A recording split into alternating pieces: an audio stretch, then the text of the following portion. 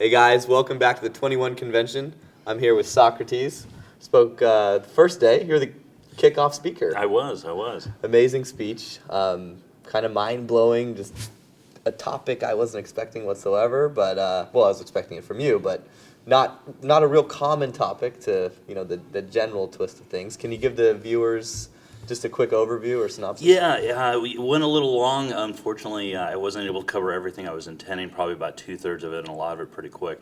But it dealt primarily with understanding the age in which we live in, the dating contextual environment, understanding both the age in which we live in, the cultural context, the political context, and then ultimately the biological context and drivers that shape our society, and many of the things that men have to respond to. And obviously, how do we, create relationships within ourselves, screen partners efficiently, and then project that out into life and build the structured relationships that we actually want.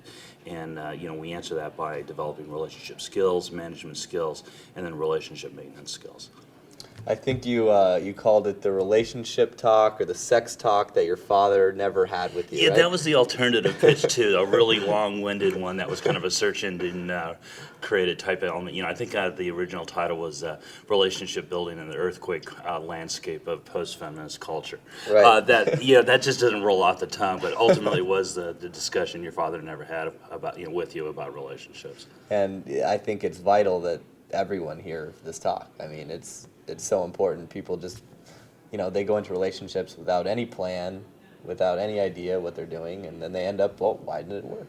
Well, and to be fair, it's the talk I give myself. Mm-hmm. I mean, it's not just that I know all this information. It's stuff that I reflect upon on a regular basis about my personal life, what's going on in it, and the day-to-day kind of coaching that you self do to make sure you do have relationships, whether they're intimate relationships, business relationships, personal relationships, or whatnot. They're very, very applicable across a broad range of relationships. Mm-hmm.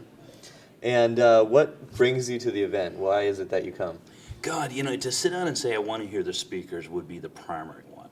But that's not where the real energy is. It's in the discussion between events. And this year in particular was really dramatic from the standpoint that you had a number of talks being given, and there was a common thread, it seemed like, throughout the entire 3-day event, and how different groups, whether it was fitness, health, nutrition, whether it was men improving their personal and sex lives, they all kind of relatively had this common thread of being accountable to your own life, self-educating, and really getting out there and trying to do new things and discovering and finding the metrics in which to measure your life by.